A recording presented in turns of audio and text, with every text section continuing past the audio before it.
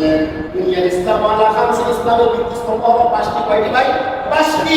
শাহাদাত লা ইলাহা ইল্লাল্লাহ, কথা বলে সাক্ষ্য দেওয়া আল্লাহ ছাড়া কোনো ইলাহ নাই, ওয়া আন্না মুহাম্মাদুর রাসূলুল্লাহ, মুহাম্মদ সাল্লাল্লাহু আলাইহি ওয়া সাল্লাম রাসূল, এই কথা বলে সাক্ষ্য দেওয়া। এক নম্বর ইকামুস সালাহ, নামাজ কায়েম করা, ইতাইজ যাকাত, যাকাত প্রদান করা, আর রমজান রোজা রাখা, এই পাঁচটি স্তম্ভ। কয়টি স্তম্ভ?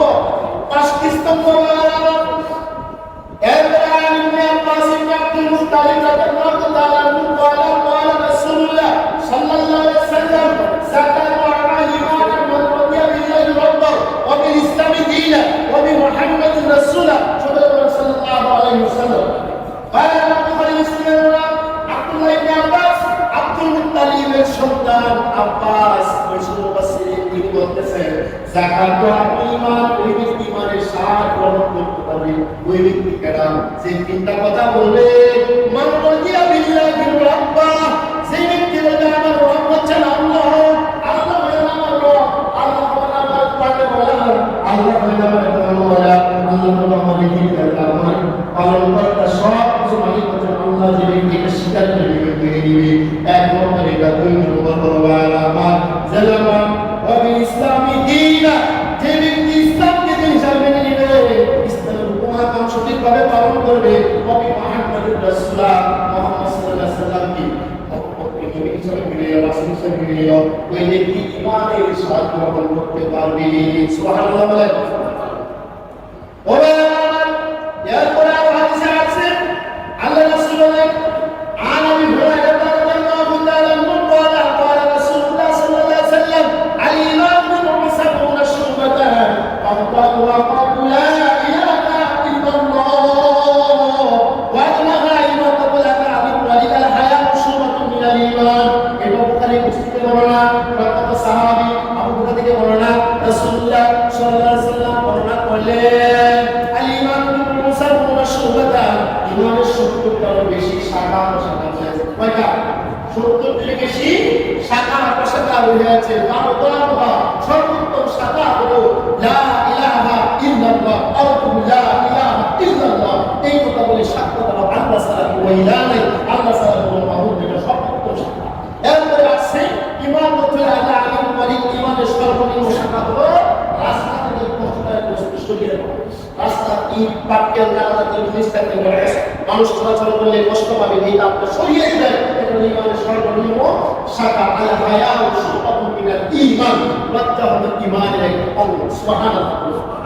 বারবার আন মুআয ইবনে জাবাল রাদিয়াল্লাহু তাআলা قال قال لي رسول الله صلى الله عليه وسلم مفاتيح الجنة شهادة أن لا إله إلا الله। রাসূল মুফাসসির অর্থাৎ মুআয ইবনে জাবাল বলেন বড় সাহাবী, তিনি বলতেছেন রাসূল সাল্লাল্লাহু আলাইহি ওয়াসাল্লাম বলেছেন জান্নাতের চাবি হলো শাহাদাত আন লা ইলাহা ইল্লাল্লাহ, এই কথা বলে সাক্ষ্য দেওয়া আল্লাহ ছাড়া কোনো ইলাহ নাই। এটা হলো জান্নাতের কি চাবি।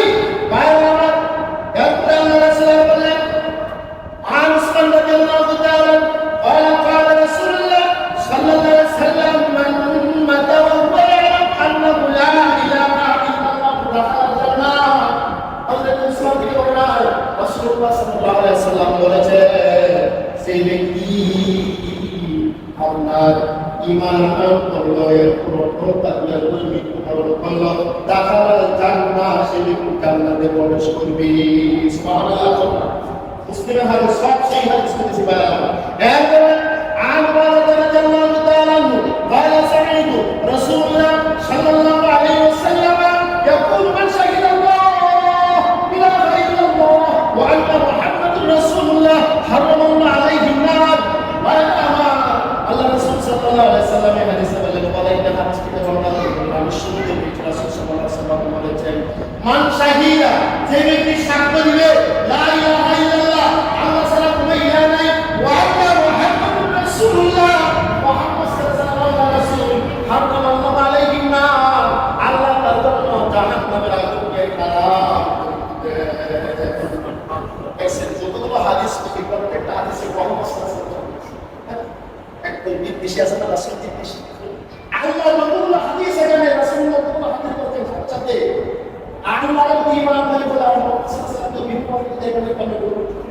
তাহলে কি সে আপনার সেই কাজগুলো আপনার পাবেন না।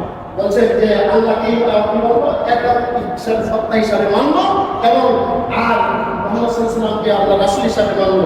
আল্লাহ তার জন্য জাহান্নামের আগুনকে হারাম করে দিবেন। সুবহানাল্লাহ বলেন। তার আমার